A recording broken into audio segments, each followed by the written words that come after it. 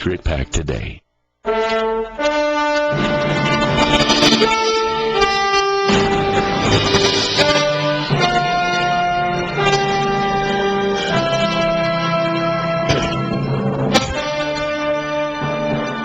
morning and welcome to Shattering Myths. I am Yahowah. Each weekday morning here on the Genesis Communication Network, we strive to expose the destructive and deadly myths associated with religion and politics, with patriotism and the media, and the myths associated with military and economic schemes. Instead of merely presenting the news, our mission is to help you understand what is actually occurring, all while trying to predict how these events will shape our world over the next 20 years. Then during our second hour, we're going to engage God on his terms by way of his one and only covenant and through his always dependable Torah teaching, so that with his guidance you will be able to replace religion with reason and engage in a relationship. Our phone number, if anyone would like to participate in our discussion, if you'd like to question, criticize, or affirm anything that is said over the next 2 hours, is toll free, 877-300-7645. My goodness, there are so many concerning bits of evidence that have been swirling around and spooling around this whole episode of the Boston bombing. One of the most disturbing of those episodes is that FBI agents interviewed the lead suspect. We'll call him Suspect 1 because that's what he was called in the media. Tamerlan was his name. He was investigated by the FBI just 2 years ago. The Russians called and said, this family has terrorist links. The family, mother and father, are both of concern, and we have evidence that so is Tamerlan. You ought to go interview him. It's a bad deal, a bad situation here. Now, the fact that the Russians would provide this news to us is amazing in itself, because we provided the Tsarnaev family with asylum. Asylum means that we were acknowledging that the Tsarnaev family were potentially victims of atrocities that would be perpetrated against them by their government, and that if they did not receive asylum in the United States, that they would be harassed by their government. Well, the government of the regions that the Tsarnaev families lived is Russia. And the reality is that the reason that the Russians rule that region with an iron hand is because they have endured for more than 15 years an onslaught of savage terrorism perpetrated by Chechnyan Muslims. The Moscow theater bombing, one of the worst terrorist incidences in modern history, was perpetrated by the Chechnyan Muslims. There was a series of a dozen hospital bombings that were savage, perpetrated by Chechnyan Muslims. There was the worst, I think, from a moral decadence point of view, from a total depravity perspective, the worst terrorist attack in modern history was the Belsin school attack perpetrated by Chechnyan Muslims, where little children became the victims. They were strapped with explosives and murdered in the name of Islam. And so here the terrorists were viewed as victims by the United States and our immigration department, and the Tsarnaev family was given asylum here in the United States. We brought the cancer into our country. And yet the Russians, whom we were thumbing our nose at, who we were suggesting were the oppressors in this case, were kind enough to give us a heads up and said, this boy's trouble. The FBI interviewed him in 2011, just 2 years before the bombing. The request stated that it was based upon information that he was a follower of radical Islam. Boy, I tell you what, if I hear radical associated with Islam, well, I just wish I got $1 for every time it was being spewed out of someone's mouth. Think about this for a moment. If someone followed everything that the character known as Jesus, his actual name is Yahowah. Somebody followed everything that he said, and they attempted to emulate his example. Would you consider them a radical, or would you consider them a fundamentalist? Why is it that when somebody tries to emulate the life of the Messiah Yahowah, known as Jesus Christ to Christians, they are considered a fundamentalist? And yet, if someone tries to emulate the life of Muhammad, they're considered a radical. The term radical is being misapplied 100% of the time when it's being used to describe Islamic terrorists. They're not radicals, they're fundamentalists. Me and you have talked about this numerous times, where I love how everybody's so ready to blame a gun, or, you know, it was the gun. The guns weren't there, we wouldn't have this problem. When something like religion is a far bigger piece of somebody, of what people take into who they are. I mean, right. Religion is a far bigger piece. Like, you can have a gun, but I don't know many people that, I have a gun, therefore I am who I am, you know? Yes, the gun doesn't define the person, the religion does. Exactly. The gun doesn't motivate the person, the religion does. The gun does not create the cause, the religion does. The gun doesn't provide the excuse or the justification, the religion does. So everything we can learn that has merit is found in the religion, and yet we're unwilling to hold the religion accountable, but we do want to hold the gun accountable. Something's seriously wrong with that thinking, isn't it? The realization that the FBI, at the tip from the Russians, interviewed Tamerlan 2 years ago, investigated his whole world, and yet decided, no, we know that he's a strong believer. We know that he has ties to what they would call radical Islam, that he is listening to and posting videos of preachers that are calling for worldwide mujahideen, jihadist attacks, terrorist attacks on the world, beheadings of individuals, the bombings of communities. We know that's what he's listening to. We know that he's a strong believer in Islam, but no, we don't see any cause to detain him, to deport him. Imagine that. No cause. The FBI here is incapable of making the connection between fundamentalist Islam and terrorism. No cause. So why did those bombings happen? Because the FBI blew it. That's why they happened. Yes, the motivation was Islam, but the FBI was tipped off in advance and blew it. And yet everyone wants to praise the FBI. Oh boy, songs to the country and patriotism and great thanks to the FBI for the wonderful case they did. Even when the FBI had pictures supplied by private industry of the perpetrators, they weren't even able in Boston to make the connection between the very perpetrator that they had interviewed. Suspect number one in Boston, the FBI had interviewed just 2 years ago. And in Boston, the FBI couldn't make the connection. They themselves couldn't do it. Why are we spending the money?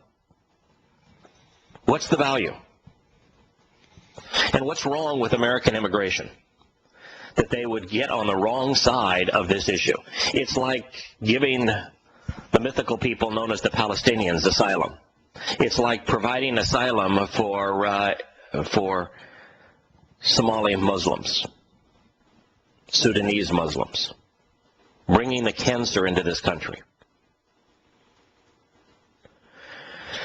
When you are this stupid, these kinds of things continue to happen. And worse, even after it happens, even after we find out that our own government blew it and that the motivation was Islam, we still don't seem to be able to process any of it in a rational way.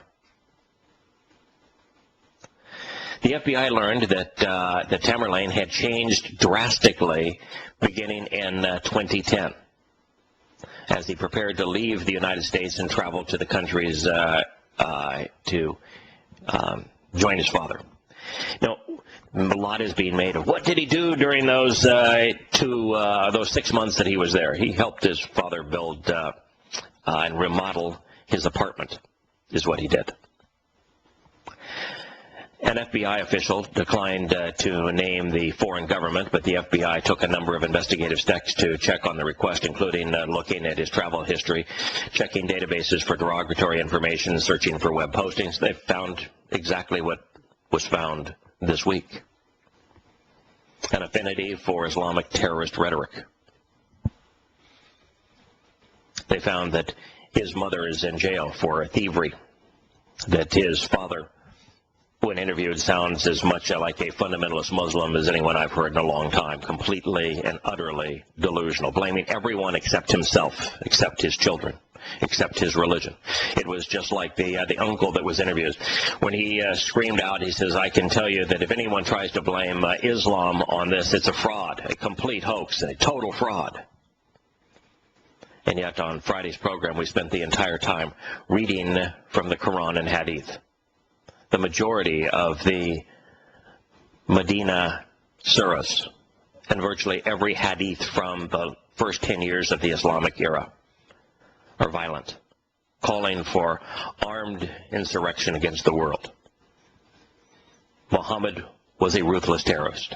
By his own admission, he became successful in promoting his religion because he was a terrorist. Allah presents himself as a terrorist throughout the Quran. It doesn't take a brain surgeon to figure out the connection between Islam and terrorism. Just read the book. Agents also interviewed Sarnarev's family members, the FBI said, but did not detect terrorist activity. Well, I tell you what, I listened to 20 minutes of the interview with his aunt who was up in Canada, and I tell you what, I would have declared myself an orphan if I had been associated with that evil woman. Here's the woman that initially signed the papers that facilitated these boys being brought into the United States, and she feels no remorse and instead blames everyone for setting her sons up, her nephews up, as if Islam had nothing to do. She even talks about, oh, they started to pray a lot more often, but what can the harm be in more prayers? Well, the harm is when you're praying to a God of death and destruction, of deceit and damnation, there is nothing but harm that results from such prayers. We'll be back in a moment.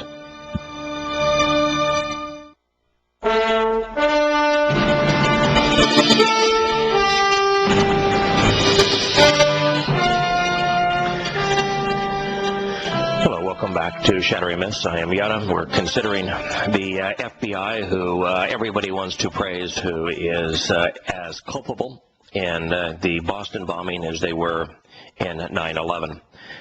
They interviewed the perpetrator of the Boston bombing. It's not that their intelligence, it's not that CIA intelligence, it's not that the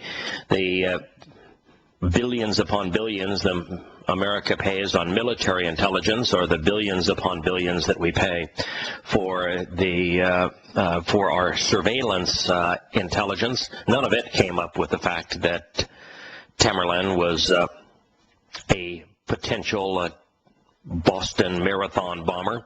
No, it's the Russians. The Russians told us that his parents are rotten, the kid's rotten, you ought to do something about him before something terrible takes place. And the FBI, given this information on a silver platter, interviewed him. We're going to talk about the mother's review of that meeting, the mother's or the father's review of the meeting with the FBI in a moment. But just this heads up, for those who do not know, the FBI was given the plan for 9/11, what targets would be bombed, what airports would be used to hijack airplanes, how the pilots would be trained, and they weren't trained by Osama bin Laden, they were trained here in the United States, how they would go to flight schools here in the United States to learn how to fly planes into those specific buildings. that plan was conceived by Ramzi Youssef in the Philippines back in 1995. And in 95, by dumb luck, the FBI, the CIA, the national intelligence services of this country were unable to find this on their own, but the Philippine government gave it to us on a silver platter.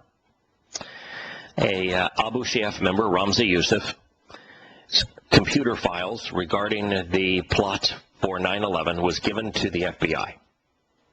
And yet the FBI did nothing. The FBI didn't tell flight schools, hey, if you have Muslims, boys that come in and feign an interest for flying airplanes, they don't want to land them, they don't want to take them off, they just want to fly them. If you have this happen, contact us. They didn't even bother to do that. And worst of all, when the suicide bombings of 9/11 occurred, the FBI never came clean and said, we were told about this plot. It was a plot by Ramzi Youssef. There's no reason for us to lash out to find the perpetrator. The perpetrator is already in custody in Colorado. We tried and convicted him on the first bombing of the World Trade Center. Nope. Didn't fess up. Same thing here.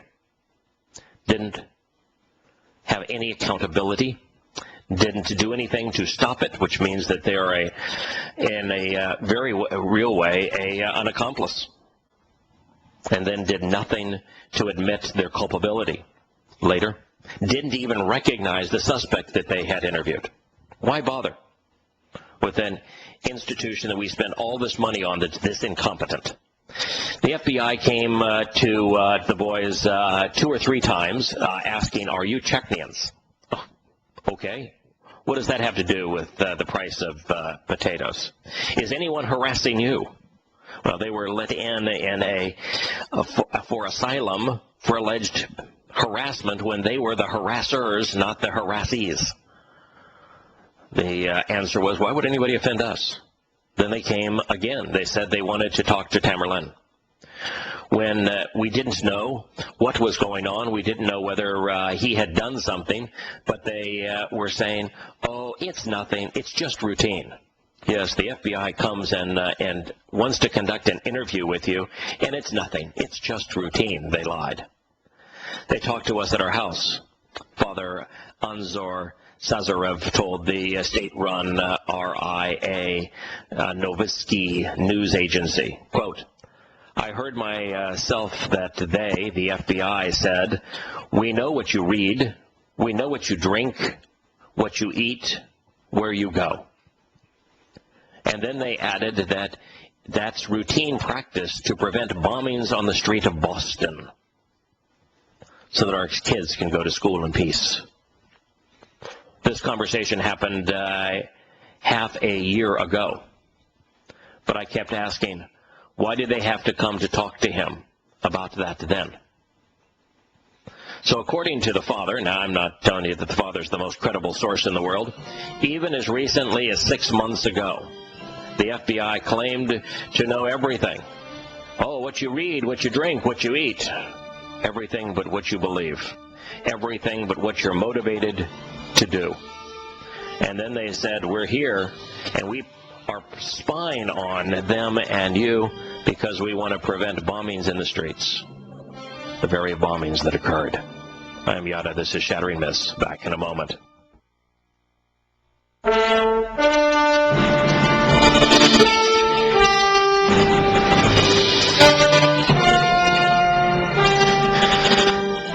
There are so many issues associated with the Boston bombing that are troubling. Here we learned that once again intelligence is handed to America. America spends more money on intelligence than the rest of the world combined, and yet we can't even get out of our own shadow. The intelligence regarding 9/11 was given to us by the Philippine government 5 years before 9/11 occurred, almost 6. The intelligence regarding the potential for Tamerlan to perpetrate this kind of plot was given to the FBI 2 years before it occurred, and yet our intelligence community, even when it was handed to us, couldn't do anything with it. We can't process it, which means that we're incapable of thinking. We are unwilling to make the connection between Islam and terrorism in the FBI and in the American judicial system, which means that, yes, they found out that these boys, particularly Tamerlane, was infatuated with the rhetoric regarding the promotion of Islamic terrorism. And yet that was not a reason to detain him or to deport him. We facilitated a bombing by providing asylum for the perpetrators of terrorism as opposed to the victims of it, which goes to the heart of our immigration issue as a country. We don't even know what the FBI did 2 years ago in trying to solve a crime. They can't even recognize the person they themselves interviewed. Of course, there are more issues than just these. The constant discussion of international terrorism versus domestic terrorism is a smokescreen. It's unwilling to admit that Islam is responsible for 99% of terrorist acts worldwide today, and 99.9% when they're perpetrated in this manner. There's the issue of the Saudi national that's being discussed on so many different programs on radio, where there are a few people that are actually willing to question their government's behavior. People who have previously been blinded by patriotism are now saying, what in the world is going on with the Saudi national? We'll return to that story perhaps tomorrow. Here's the mother who is Zibadat Sanarov. She told Russia Today that the FBI had been checking on Tamerlane for 3 to 5 years. They knew what he was doing. They knew what sites he was visiting. They followed his every move. Yet today they say this was a terrorist act. She said, the FBI was afraid of my eldest son because he was a leader. He could stand up for himself and talked about Islam a lot. Once they officially called me and told me that they don't doubt his decency. But at the same time, they said that he gets information from extremist sites and that they are very afraid of him. This within the last 6 months. Earlier Friday, a U.S. official familiar with the latest intelligence information on the Boston Marathon bombing said initial indications were that the 2 suspects do not have direct links to any major al-Qaeda group or affiliates to new significant terrorist threats to the United States. That is what's troubling the media and the politicians so much. They have been able to blame al-Qaeda for everything, even though al-Qaeda is irrelevant, has been irrelevant for a very long time, was only made relevant briefly by the CIA and FBI and other government agencies funding them, aiding them, arming them, so that they could attack the pro-Soviet government in Afghanistan, creating a murderous civil war. They were relevant for a short time then. They have been irrelevant for a very long time thereafter. And yet the nation wants to blame them. They don't want to hold Islam accountable. So the fact that the only connection between these boys and the motivation for the bombing is Islam, pure and simple, full stop, that they were not part of an international terrorist organization, even one associated with Islam, means that there's only one motivation. Pure, simple, unadulterated Islam. The Islam of Muhammad.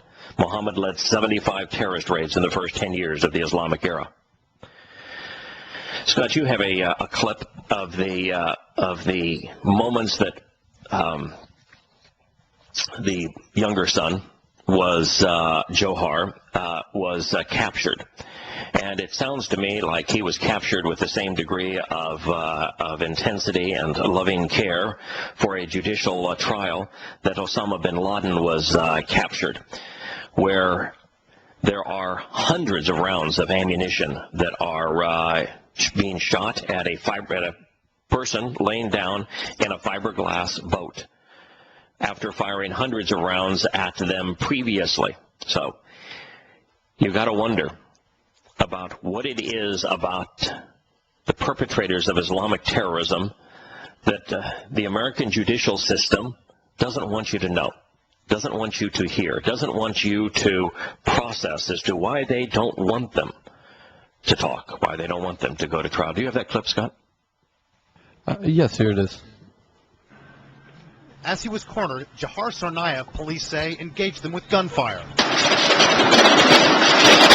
It went on for several minutes, and police lobbed in flashbang percussions to stun him.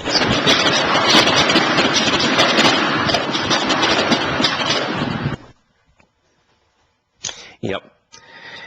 Hundreds of rounds of ammunition being fired. Now, here's a guy that had bullet wounds to his throat and to his leg. He was bleeding to death. Almost died. There are video shots of him laying down in the forward infrared shots of him laying down behind the seats in this tiny boat, just trying to survive. I don't feel any sympathy for the boy, but the notion that he, after firing allegedly 200 rounds at officers, which were fired at him, not from him, and then to be engaged in this automatic weaponry assault. Those rounds weren't fired by Johar. They were fired by the FBI, by police, by supposedly the good guys. Now you've got a kid here, 19-year-old kid that's bleeding to death, laying down. You can see that he's just laying down in a boat. I've got the infrared film of him laying down in the boat. Why would you shoot 200 rounds of ammunition? What are you afraid of? The whole thing is just rotten to the core. And then the media says, boy, we just simply don't know yet what inspired them to carry out the attack. The intelligence review says, we simply do not know how he may have been inspired by some militant ideology, can't even say Islam, or how he became such a disgruntled individual, motivated to carry out the arm attack. We simply do not know yet, the U.S. intelligence officer said. And yet, the reality is that even their social media sites were plastered with all things Islam. Their worldview was Islam. They had an affinity for Islamic terrorism. He said, Tamerlan, I am very religious, adding that as a Muslim, he does not drink alcohol. There are no values anymore. People just can't control themselves, he said in his arrogant superiority. Here's a man that couldn't control himself and decided that he would bomb women and children, blowing off their legs, killing them. And yet he, in his holier-than-thou attitude, because he does not drink alcohol, he would assail others of not having values anymore and others of not being able to control themselves. His YouTube account under his own name linked to a sermon of Fayez Muhammad, a Lebanese-born Australian Salafist preacher who has called on Muslims to join the holy war. The Salafist preacher was Australian by citizenship, Lebanese-born, was not a Chechenian, and therefore his affinity here should have led anyone with an open mind to say, you know, Chechnya has very little, if anything, to do with it. These boys were never even in Chechnya. One of them, the younger, wasn't even born there. They have no affinity for Chechnya. This is just fundamentalist Islam. On the Twitter account of Johar, the youngest one, there's history of tweets on his Islamic faith. When we consider Prophet Muhammad, and peace be unto him, our role model, So when we consider Prophet Muhammad as our role model, that's when we achieve true success and the path to Jannah, which is paradise. He tweeted on January 19th in response to Ismail Melik, an Islamic sheikh in Zimbabwe who he follows. Menk had tweeted, "When parents are role models for their children, there's a greater chance of them developing and achieving more." He was motivating parents to become jihadists, to become terrorists, so that their children would follow them and become terrorists. It's what happens with the mythical people known as the Palestinians. But here's the key. Here is the incriminating statement. It's the confession. It's the answer to all of this. You don't need to know anything more than this. When Johar, the younger, suspect number 2, put in quotes, "When we consider Prophet Muhammad as our role model, that's when we achieve true success." Muhammad's signature was terrorism. He said, "I have been made victorious with terror." He led and inspired 75 terrorist raids in the first 10 years of the Islamic era. There were only 2 defensive battles Muhammad fought. 75 offensive attacks. The offensive attacks were his mujahideen, his jihadists, his religious zealots were armed to the teeth, and they attacked a defenseless civilian community, terrorizing them, robbing them of their possessions, killing the men, enslaving the children, raping the women. That is the example set by Muhammad. If you follow him, you will be a rapist, you'll be a pedophile, you will be a ruthless terrorist, you will be a mass murderer, you'll be a kidnapper and slave trader. This is the reason for the bombings. .com.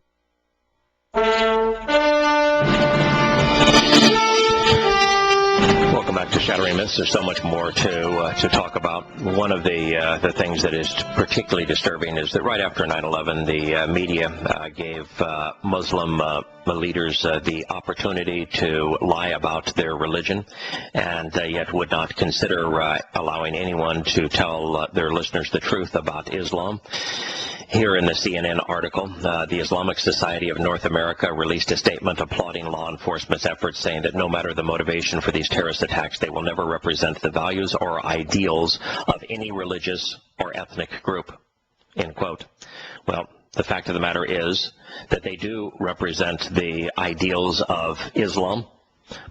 Allah presents himself as a terrorist. Muhammad was a terrorist.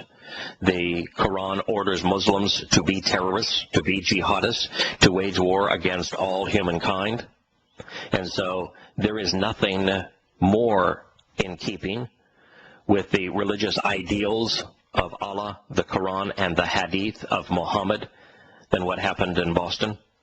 And the leader of the Islamic Society in North America knows it. Nor is it true to say that the terrorist attacks do not represent the values of any ethnic group? There have been so many murderous, just unbelievably merciless murders in terrorist attacks perpetrated by the Chechens that it's impossible to disassociate them from it. People of all faiths, he said, know that the horrific acts committed by these perpetrators go against everything which God calls us. Well, their God, Allah, calls everyone to his cause, and he defines his cause as waging war against all non-Muslims. It is an outright lie. It is rather the loving, selfless acts of those who immediately responded to the scene that best uphold his teachings. No, that might be the upholding the teachings of Yahowah, that might be upholding the teachings of Yahusha, at least an aspect of them, but it goes against everything that Allah said. This is the Imam Muhammad Magid, who leads the 5,000-member Adams Center Mosque in Northern Virginia, a cancer right in the heart of America. Quote, "At times like this, I am reminded of the verse in the Holy Quran, which is similar to one in the Old Testament. If anyone kills a person, it's like he kills all humanity, while if anyone saves a life, it is as if he saves the life of all humanity." Bull. The line in the Quran is not plagiarized from the Old Testament. First of all, of course, there is no such thing as an Old Testament, but it's not plagiarized from it. It's not found in the Genesis account. The line that was plagiarized to become the verse in the Quran was stolen from the Talmud. But because Muslims hate Jews and the Talmud is a purely Jewish religious document, they don't want to admit that. That's where the line was stolen. And this imam doesn't want you to be smart enough to read something in context. If you did, what he quoted was Quran 5:32. Quran 5:32 is the most vicious line ever uttered by anyone pretending to be God.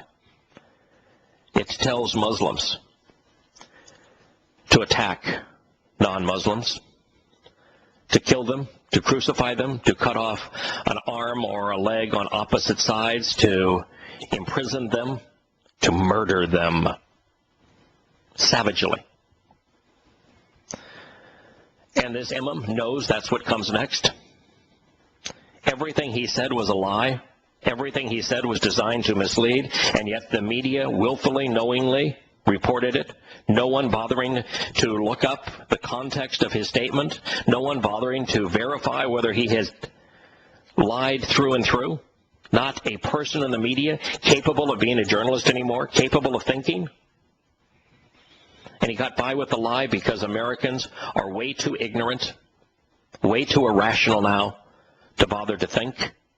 Here's Americans thinking, believing that the best way to respond to these terrorist attacks is rather than to question their religion, rather than to question their media, rather than to question their government, rather than to question their judicial officials, they'll sing songs of praise to them. Rather than walking away from these institutions that have failed them, they sing songs to them. One last thought, and we will cover this at depth tomorrow.